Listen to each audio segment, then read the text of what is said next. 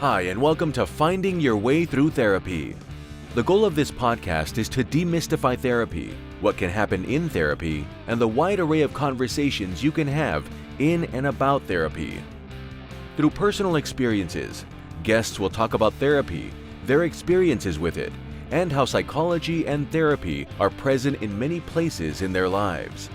With lots of authenticity and a touch of humor, here is your host, Steve Bisson. Bonne année, Grand Nez. Thank you. Happy New Year. And if you want to look Grand Nez, you can go ahead and look it up. My name is Steve Bisson. This is the premiere episode of season 11, or episode 133 of Finding Your Way Through Therapy. Very excited to be here for an 11th season. I'm looking very much forward to you guys listening. And if you're on YouTube, you're going to see that I'm going to try to do these intros and the outros that I do recorded like on video so you can see them. So this is my first time doing it. Any feedback is always welcome. So this is what I'm doing. But for episode 132, if you listen to it, as my guests talked about their experience last year on my podcast, Finding Your Way Through Therapy, and it was really good. So please go back and listen to that. But episode 133 will be part 1 of 2 with Dr. Hayden Duggan. Dr. Hayden Duggan wrote a few books, but Dr. Hayden Duggan also is the founder of the On-Site Academy in Gardner, Massachusetts, a residential trauma treatment and training program for public safety personnel. He is the team clinician for Boston Police Stress Support Unit and is the chief psychologist for the Boston EMS Peer Support Team. He's worked in many fields. He is a former firefighter. He's a paramedic. He's an EMT. He will talk about that, I'm sure, during the interview. And I'm going to separate it in two because I know this is recorded. It's a breaking, we recorded it, and I know this is a 2-part episode for me. So I know he's going to talk about that. He's going to talk about other of his experience, but just a fascinating guy. This is a guy I've been chasing down for about 6 months to have this interview. But Hayden is a genuine person, very interesting. And here is his interview. Well, hi, everyone, and welcome to the first episode 133 of Finding Your Way Through Therapy. I am Steve Bisson. You've known me for a while. Season 11 is upon us. And I have someone who, he's a busy guy. I'm a busy guy. We finally got together. I'm excited beyond any possible imagination anyone could have. But Dr. Hayden Duggan is someone who has been referred to me by so many people. How great he is. He started a bunch of different things that I'm going to let him talk about. But I told him before this interview that it's an honor for me to talk to him. And he returned the favor. And I'm like, no, believe me, it's my honor. He said, people said good things about me. And I said, who's lying and why are they lying to you? But at the end of the day, just very happy to have Hayden. Welcome to Finding Your Way Through Therapy. My pleasure. Great to be here, my friend. And as we say, I'm not any busier than anybody else, just less organized. Hey, welcome to the club. Right. As witnessed by the fact that although you sent me multiple text messages, etc., I still, on the day in question, said, oh, yeah, it's 10:30. Just anyway. It was funny when I saw you at 10:30. I was actually in a session. I'm going to share this with the audience. Yeah, sure. And I saw you're like, I'm waiting. And I'm like, I told my client, I'm like, can you wait 1 second? And I responded quickly because I'm like, he's going to sit there for like 30 minutes. I can't do that to them. I would have. Well, that's me. And I had moved somebody to 12 from 12:30 to 10:30 so that we could, anyway, the other way around. Anyway, It doesn't matter. But here we are. Great to be here, Steve. And I'm glad to know that it's Bisson and not Bisson. Thank you very much. See, you just, I know you went to Canada in November, so now you know how to say everything in French suddenly. That's what happens when you go to Canada. Well, actually, I lived in France for a while, so. Oh, I'm sorry. I mean, great. I'm actually one of the few people that really, really loved it. I was in the south of France, where it was mostly rural and farming people, and they were fabulous. So anyway, that was on the Côte d'Azur, the other side? Yes, and where they say 55 is not 55, it's 55. 55, yes. And then Parisian, and where they hate the Parisians as much as Americans do. Hate them with pure white hatred, pure white hot hatred, I should say. That's what I tell people all the time. I said you would be surprised how much most French people hate the Parisians, except the ones in Paris. which is awful because it's such a gorgeous city. But anyway, the people kind of suck. But that's not all of France at all. No. And we must remember, it was the French soldiers at Dunkirk at the very end that saved our asses and are responsible for like 300,000 British troops getting off that beach and all those French soldiers died. And they stood there and took the oncoming German fire, which had they used tanks, they would have broken through, but they didn't because they wanted to save the tanks for later. So, yeah, that was the French. And remember our own revolution. And the French came just in time. Anyway, I'll shut up. That's not what we're here to talk about. No, we could talk about history all forever because I love history. It's part of one of my favorite things. Learn about history, as my old man used to say when he was alive. Learn about history because those who don't know about it are doomed to repeat it. And I don't want to repeat history sometimes. Indeed. And, my wife says, if you ask me what the weather is, I'll give you the history of meteorology. So it's terrible. Well, we've been, I kind of like threw a lot of like great things at you, and obviously you returned them back, but maybe people know about me and they know I'm not that great. How about, and I'm joking, of course. How about you talk a little bit about who you are and tell me about yourself? Well, wow, that's a not interesting question, but I'm a mental person, as we call us in the first responder world. Yes. I'm duly diagnosed. I love the kind of work you do. We both love doing treatment. And I like crisis intervention work. I go back to the days when in the 70s, that was great stuff. Wrote a couple of unread books, and I won't inflict them on you. One was about empathy, the other was about crisis intervention, long since out of print. And then well, how did I get into emergency services? My old man had a heart attack, and he survived it. Okay. He was a bull, very strong, and I didn't know what to do. I felt really stupid. And I was in my late 20s, I guess, at that time. I happened to be home when it happened. And so I said, well, I'd like to be an EMT. I had no background in emergency services at all. My brother's in the military, but so how old are you at the time? Maybe I was about 28, I think, 26, 28. Maybe I wanted a uniform, who knows? Yeah. And so my local department was hosting an EMT course, a little bit like the draft. They said, yeah, no, you can take it free. It was expensive in those days, but you got to give us a couple of years of service on the ambulance. I said, sure, it's fine by me. And that's how it all started. I got on the meat wagon, as we call it. And I actually liked it a lot. Not that I was all that good at it, but I liked it.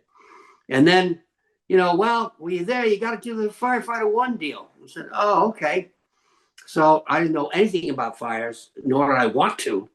Scared the shit out of me. I figured, well, I got to do it. So then I and I became a call firefighter for a department back in those days when most of the departments were heavily called. We didn't have as many professional full-time firefighters. And it was very busy, a lot of fires in the 70s. Yes. And my God, I loved it. I loved firefighting to the point where, and I did it a part-time, so it helped me get through graduate school. I was on scholarship. And where'd you go for graduate school? Harvard. Excuse me. No, that's just why I don't tell anybody. I know. A little bird told me you wouldn't talk about it, so I figured I'd just say it. You opened it up. I was very, very lucky. I went to a program called Clinical Psychology and Public Practice. It was an experimental program. It lasted about 25 years, and you couldn't be part of the program unless you were willing to do public practice, work for public agencies. Later on, if you wanted to do private practice, that was up to you, but you had to. All our internships were in public settings, so it was a good beginning to learn. It is an excellent program. Working places like DYS or jails, or working for locked state hospitals, things like that. That's where I sort of started. So, but the other side was the firefighting side, and I loved it. And to the point where I applied to go full time, would have been my career. But they were adding a lot of firefighters, and there was 14 guys in front of me who had been, they were townies. They grew up lived in the town, fought fires as Eagle Scouts, became part-time firefighters. They were way ahead of me, so it was hopeless. So I didn't even try them. Later on, I became part-time. I was very happy and retired as a deputy many years later. But tried never forget where I came from. So those are the two sides, the duly diagnosed. either a psychologizing firefighter or firefighting psychologist. I don't know which. But it did. I tell you. How about a great human? That's always That's a good start for me. One thing it does is, for me, for this old dude, it kept me very humble because there's no real place to hide in the fireground. And you can be as arrogant or foolish as self you are until the defecation hits the rotary blades, to put it politely. And you're in a building fire and you ran out of air and there's zero visibility. You're sucking your mask and you lost the wall. You have no freaking idea where you are. And you feel like you're going to lose bladder control. In fact, once I did.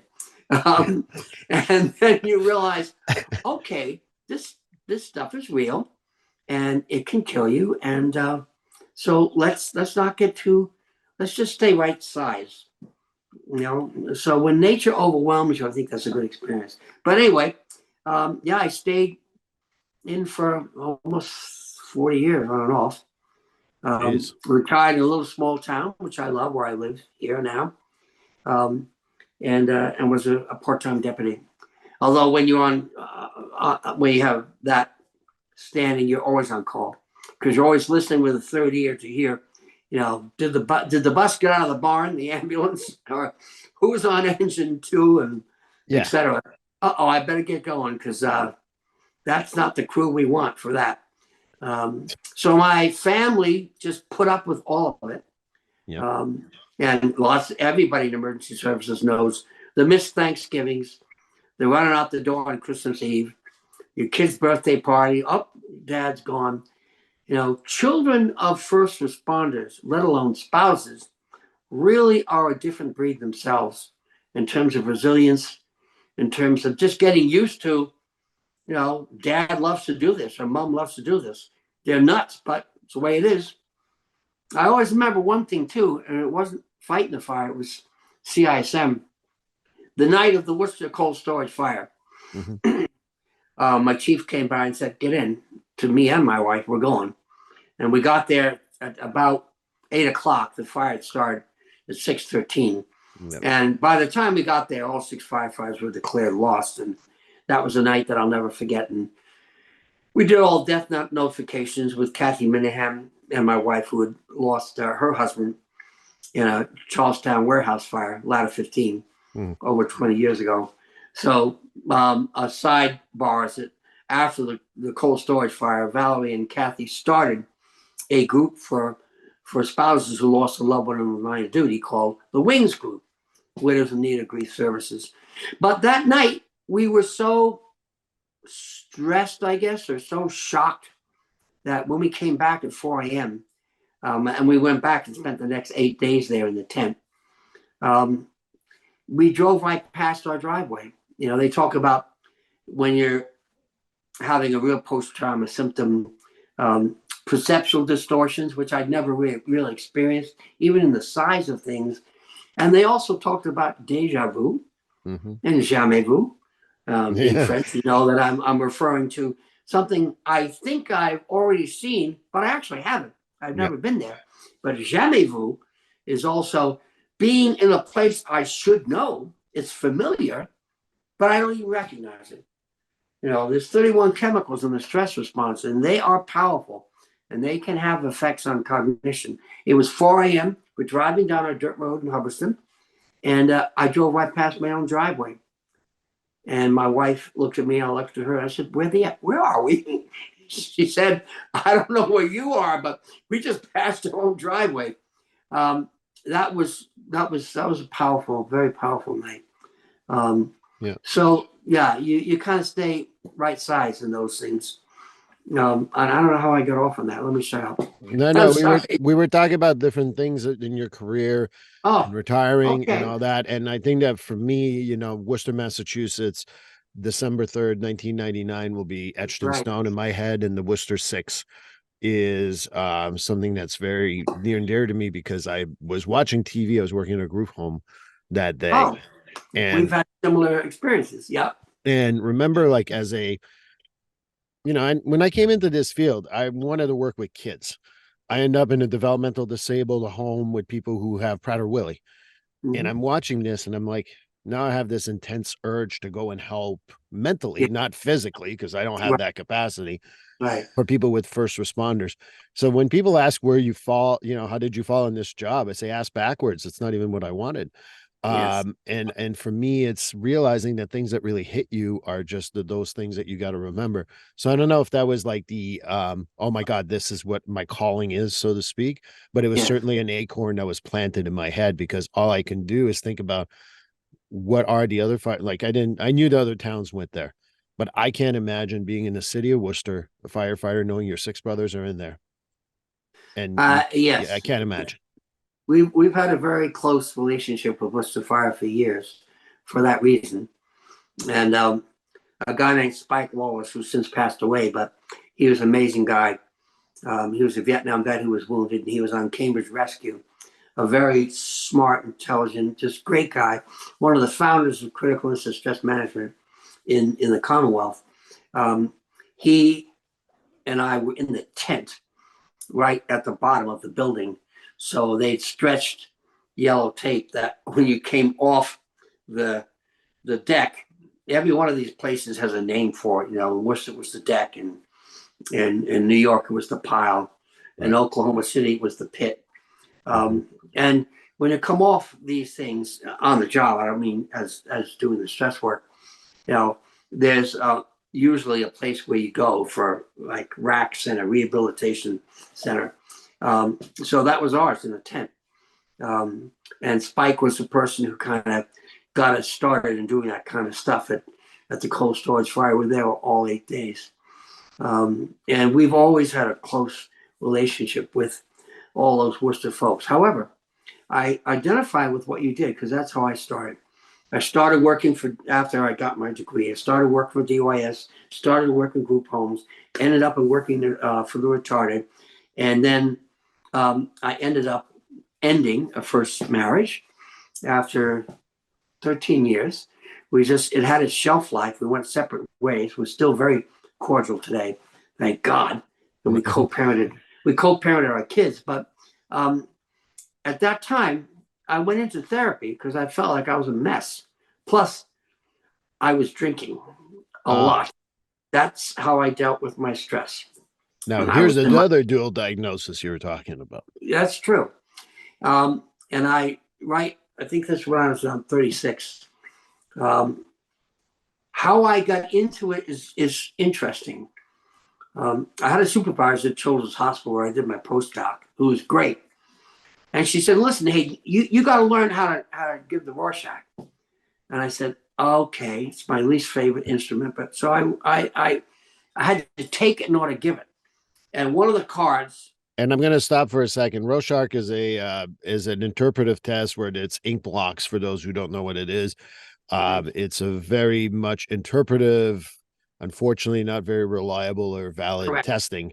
But in case people don't know what it is, part of finding your way through therapy is to make it as clear as I can about what therapy looks like, what we're talking about. So I apologize for No, I apologize for just throwing it out there. I should have explained the same thing. So yeah, it's a projective test, but as you say, it's not very reliable, but it can be interesting. In my case, it probably, saved my sanity, because on the color shock card, there's one card that everybody freaks out on where they see a monster or whatever. I stopped talking. Ooh. And I stared at the card.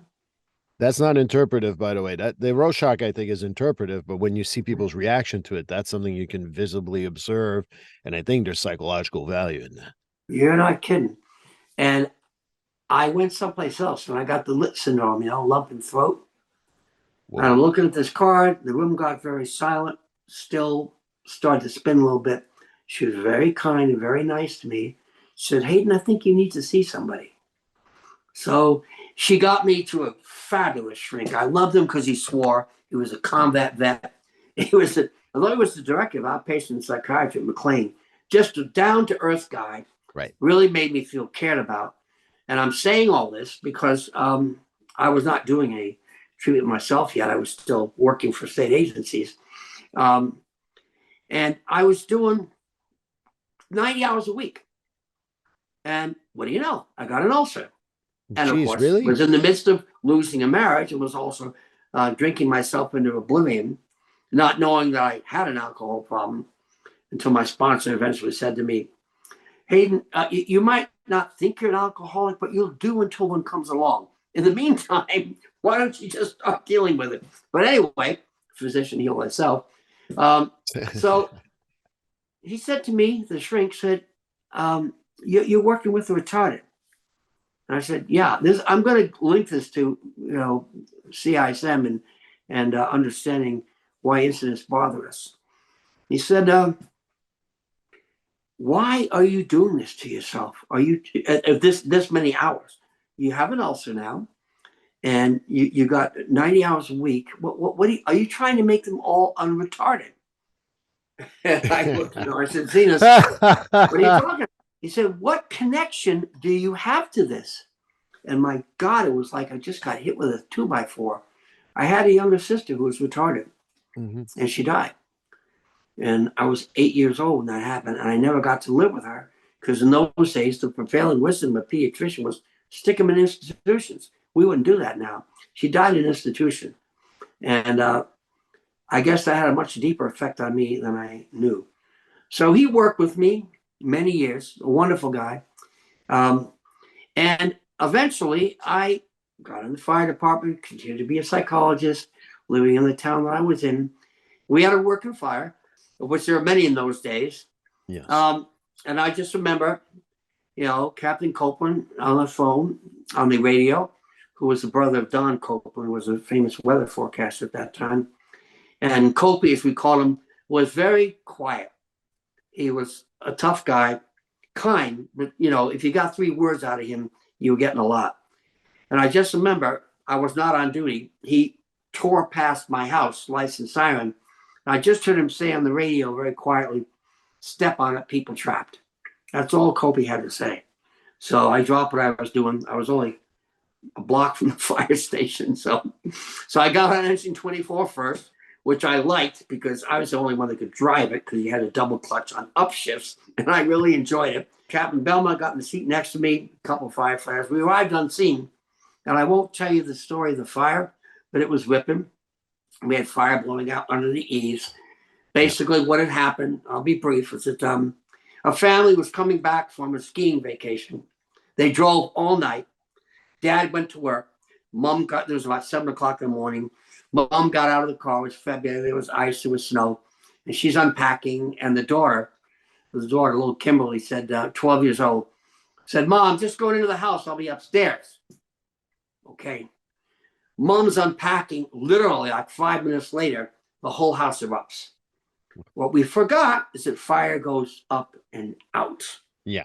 So here we see the second floor with smoke puffing out under the eaves. And we think the fire's on the second floor. So we said to the mother, where's your daughter? She said, she's on the second floor. We did a balls up search on the second floor. Zero visibility. I found the family dog, golden retriever, dead, threw it down the stairs. We had 2 firefighters injured. Finally, we had to bail out down the stairs, over ladders. All fires go out eventually, right? But this one was ripping, and it was surrounded down from the outside. So finally it went out, and then they said, Duggan, take a crew downstairs and do overall in the basement. So I'm in the basement, picking through, drop down from the ceiling, sharps like snow blower blades and everything. Smoke's beginning to lift. And over by the cellar stairs, I see what looks like a garbage bag. I said, oh, what the F is that? And it was like figure ground distortion, like you're focusing an old slide projector. Whoa, that comes into focus. That's a kid. The charred remains of a kid. And what had happened, Steve, was that she decided to go down to the basement where they had a rumpus room and just watch TV. They'd been up all night. She wanted to just relax for a minute, lay down on the couch. Yeah. She hit the light switch. Gas had been escaping the entire time they'd been on their vacation. that one flicked the switch and it was a gas-fed fire. It exploded, but it went up and out. Right. Nothing we could have saved her if we'd known, but we went to the wrong floor. Right. We missed it. So I ended up shoveling the remains into a body bag. Didn't really think much of it. You didn't at the time. Just do your fucking job and shut up. So shovel in. I remember being surprised at how heavy the internal organs were. The liver, the lung, the heart, the kidneys, stomach. And then I didn't think much of it because what do? We went out and got drunk. That's how we handle stuff in those days. Yep. In fact, that's what was encouraged. Put out the fire, step over the body, and go get drunk. So anyone of us could have told you where you could find a Bloody Mary breakfast at like 10 o'clock in the morning by that time at the Concord Traffic Circle. Yeah, Howard Johnson's. They would see us coming in looking like we looked. They say, the back room. There we go to the back room. They keep us away from the other customers. Why am I saying all this? It effed me up to a fairly well. Feel free to say the whole word if you want to. I don't. I don't do editing on that. I appreciate that. So to finish this up, and thank you for listening to it. It's a little long-winded, but it was a seminal event in my life.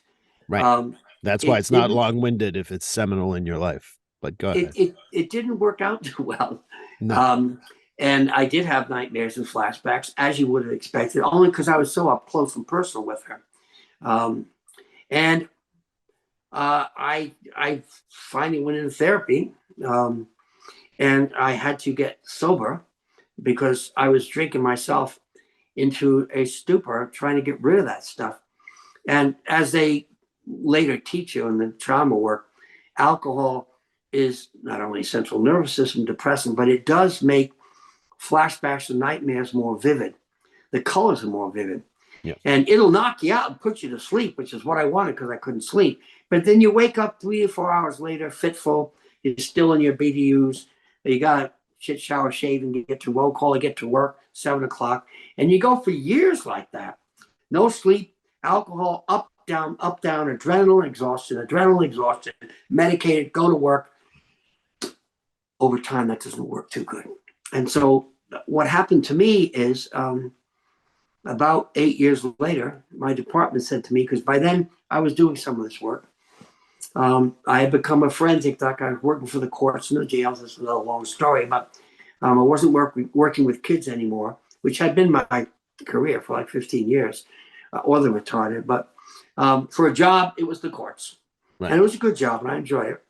But my department said, there's this new stuff called critical incident stress management.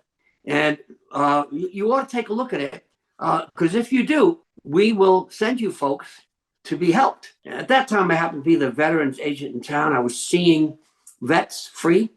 My idea of helping them was to sit on my porch and drink Jim Beam with them.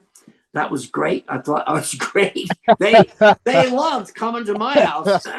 Yeah, I'd go see you for therapy too. That's why I stopped drinking too. So now I'm getting sober. You've taken away my best friend. I can't sleep. I still got the images, but at least I'm not drunk.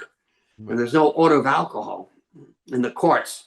So I went to this program, 1989 this was. And it was taught by Vicki Harris, who was one of the early instructors in critical incident stress management. And she was a fabulous speaker. And I'm there rapt with attention in a room of 150 firefighters, Nashville, New Hampshire. And I'm learning a lot. I'm way at the back row. And she gets to the Hackensack fire. I'm trying to talk about triggers and events and how you connect dots. And the Hackensack fire was a famous fire in the CISM lore because what happened was it was like the cold storage fire in the sense that there was a wide open space in the garage. Okay. When they first came in, there was no smoke, nothing. They had the mass hanging down. What they didn't realize is the fire was ripping in a crawl space between the ceiling and the roof, which was concrete and sealed completely. The fire had no place to go but down, and we couldn't have vented it because of the roof. So they walked in, the Hackensack firefighters. And there was one engine crew with a lieutenant and 5 guys, and they got way far in. All of a sudden, there's a reason I'm telling you this. It broke through, and the fire came rushing down. And just like what happened to the firefighters, I know you know the story, the cold storage fire, that whoop, when that petroleum-based insulation let go, all at the same time, the whole building, cold storage fire, erupted. Same thing in Hackensack. And these guys, they're firefighters. They put on their mask. The lieutenant took them to a paint locker or a closet in the back. They couldn't go back to the entrance they came in. And they had a steel door, and they closed themselves in. And they couldn't get out because there was bars on the first floor window, but they had comms. So this lieutenant is very calmly saying, yeah, we're stuck in a paint locker here. If you can just rip off these grates on this window, we'll be okay, but we can't go out the way we came. Nobody heard him. In those days, they only had one channel on the fire ground, and the chief was directing the fire from the outside. Multiple incoming units from other towns, his whole department there. Now this thing is ripping. What started out as just not even smoke in the building, possible fire, is now a conflagration, but he's got a crew way in the back. This is before we had good, procedures around keeping track of people in a large area, search, etc. And they couldn't get out. And they remained very dignified, just like the cold storage, the Worcester 6, right till the end, saying things like, okay, come get us. It's getting hot in here. We're running out of air. Right. And, when that ding, and then the mask sucks, and then you start to ding, ding, ding. You're out of air. So, okay, we're breathing off the floor. We're buddy breathing. And they're sounding more urgent. They never once lost their cool until finally it just stopped. Nobody on the fire ground heard them, but everybody in Scannerland heard them. As true in the Worcester cold storage fire. Right. Many of those families of firefighters lived in that area, and they heard the transmissions of the dying firefighters. So, although at that time the cold storage fire hadn't happened yet, we learned a lot because the cops came on scene after it was out and said, "Hey, don't worry, we'll take care. We'll get you guys out. You don't need to see that." The firefighter said, "Excuse me, we take our own people out." And they said, "Well, let us take care of the bodies of the ME techs. We'll take care of it." They said, "No, you're taking," and there was a fist fight. So the Gemini team, one of the first teams in the nation that was so well regarded with fire, CISM team, critical and stress management team, as you know, everything's volunteer, has a clinician, has a trained team. That team came in and really had their hands full because they got to mend fences between police and fire. So that was a fire that was very emotional for the crowd to watch. To me, I started to feel nauseous. I had a rapid heartbeat, and I really felt sick and dizzy. I got up and I walked out, and I went to the water fountain outside. And there was a very kind, compassionate EMT named Neil Braveman from Boston EMS who had started their peer support team. And he came up behind me, put his hand on my shoulder. I jumped like through the ceiling. He said, "You're getting triggered, aren't you?" I said, "Yeah, but Neil," he introduced himself. "I don't know why, because I've never been in a huge, large area search like that. I've never been in that level of fire." He said, "It has nothing to do with it. When your body reaches a certain level of heart rate and fight or flight and increased blood flow to the muscles and all the stuff that's going on in your brain, you process information 2 to 10 times faster than normal, it doesn't know that it's not back in something else. When else have you been that scared?" Kimberly Jolly Fire. That was easy for me. Right. So at that point, I got CISM trained. I did love working with the folks. Obviously, we did everything free. And I'm almost done the long story of how we got to the on-site. I got the help I needed. I did get sober. I stopped working on the department for quite a while, probably 4 years. And I just concentrated on doing this stuff. And they brought a firefighter to me and said, we're gonna give you our very best. His name is Tim Tenney, 1991, the Nickel Street house fire in Gardner. It was the same kind of thing. Balloon construction fire, i.e., there's a space between the floors and the walls, and the fire travels up that space. So in a balloon construction fire, you look in the basement for the origin, even if it's in the ceiling, in the third story, because that's where it started. It traveled up the side of the building. So Tim and his partner. Just to stop you for a second, also, yes, to let everyone know that that's the construction that was very prevalent in the New England area for many, many, many years. So this is not something like people like said, oh yeah, this is going to cause fires. It wasn't purposeful, but this is something of old structures of old New England from the late 1800, early 1900s. So I just want to throw that out so that people don't go and wait a minute. Well, why did they build them that way? Well, yeah, duh, we didn't know any better. That's why. But anyway, right. I'm sorry to interrupt. No, second time I thank you, because I get cranked up and then I forget that. That's why I'm here. I'm just hosting here, that. just sitting here, just listening. No, that makes a big difference. Thanks. Anyway, particularly with Victorian structures. Yeah. So Tim and his partner, who was a Vietnam vet, tank commander, went into this basement. Heavy fire. My department was there, but I was not on it yet. That was Hubbardston. I was living in Acton. And they sounded the all out to get everybody out because all 3 floors were fully involved. Tim and his partner were in the basement because they'd been told there were 3 children there. The fire had actually started when the mom went across the street to play cards and drink with a friend. She left all 3 kids in this basement apartment. It was one of their birthdays. They tipped over a candle and started the fire.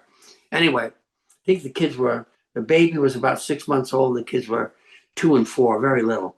Tim and his partner were not going to leave the ground floor. Again, 0 visibility. They had what's called a rollover, not a flashover, but the fire was rolling over their heads all the way down the hallway. And they couldn't for the life of them find these kids.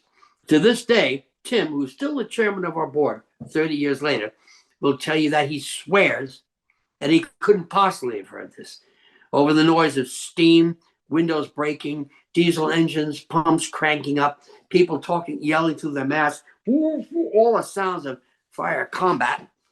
He swears, and so does his partner, Davey Upgard, that he will swear that he heard, as he passed one of the rooms, he heard a sound like this. Mom. That's what he heard. And he couldn't have, Steve. There was so much noise you couldn't hear a thing. They went into that room and they found both kids. Underestimated by the public how loud a fire truly is. It really, and they found both kids in there. So they carried both kids out. In those days, we didn't have a hyperbaric chamber in this day, so they got life flighted to Maine. They couldn't save the baby, unfortunately. So they said, "We're going to bring this guy." I was still living in Acton. We're going to bring this kid to you to do something, because CISM was very new then. All I did, honest to God, was 6 debriefings with him. The standard 7-phase model, which is not therapy. It's a treatment for a critical incident. It's definitely a crisis intervention treatment, but it's very structured. It's a structured discussion designed to have a very positive impact. All it's supposed to do is just lessen the impact of the event and jumpstart somebody's normal coping abilities. It was designed for people who are already pretty resilient. It doesn't work with civilians as well. It shouldn't be used with civilians. It's designed for people who've been there, done it, got the t-shirt, seen the baddest, maddest, saddest, and they can handle a tough fact phase where you've got to get them to look in the eye of the tiger and just describe sights, sounds, smells, what they went through. They're able to do that, but you got to do it as a group because they need that peer support. You know, my telling some medic, "Oh, I understand why you couldn't intubate that kid on a bumpy country road who was very anterior in his throat presentation." You get to the hospital, and the nurse looked and said, "How come you didn't make the tube?" My saying to him, "Oh, well, you did a great job. I'm not a medic." Right. Doesn't mean anything. I have other things to give him, but not that or her. Right. But another medic looking at him and saying, "Hey, listen, I understand exactly what the fuck you're talking about. If I had $1 for every tube I missed, I'd be rich." That means something. So that's where we began to realize, okay, we have to do this as a group where possible. But Tim came along, so I just did something you're not supposed to do, which is I used the model 1-to-1. I had no choice. He had been in a psychiatric hospital for 30 days. His department didn't know what to do with him. He couldn't function. He had floored PTSD. And this was the best interior guy. They all said he was the best interior structure firefighting guy they had. So they didn't mean to do him any harm, but he was in a psychiatric unit, locked unit for 30 days, used $18,000 of insurance.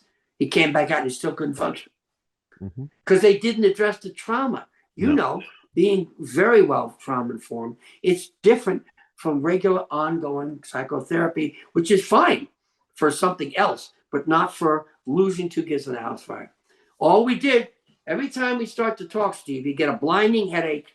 There was such an overload of chemicals. He was sitting on so much, like Eddie Lee from the old State Police stress unit used to say, kid at the beach with a beach ball, the more you stuff it down, the more it's going to take your head off when it comes out. Yeah. So he would just go out to his van. He was an electrician, and he'd sleep in his van for 45 minutes. Then he'd come back in, and he'd get it done. We went through all 7 phases of a debriefing, and he finished beautifully. He went back to work, never had another day where he lost any time due to trauma. And he and I, several years later, said, hey, Tim, sometimes the debriefing is not enough. It's great, but you got to have some follow through. But they won't go into ongoing therapy, which I do, which you do, which is great, but sometimes they just won't do it. We need a place.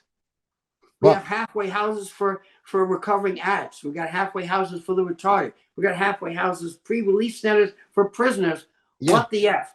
We don't have anything for police, fire, EMS. Well, that concludes episode 133 of Finding Your Way Through Therapy. Dr. Hayden Duggan, you will be back next week or next episode, depending on when you listen to this. But he will be back for the part 2, and I can't wait to hear that. And I hope you join me then. Please like, subscribe, and follow this podcast on your favorite platform. A glowing review is always helpful. And as a reminder, this podcast is for informational, educational, and entertainment purposes only. If you're struggling with a mental health or substance abuse issue, please reach out to a professional counselor for consultation. If you are in a mental health crisis, call 988 for assistance. This number is available in the United States.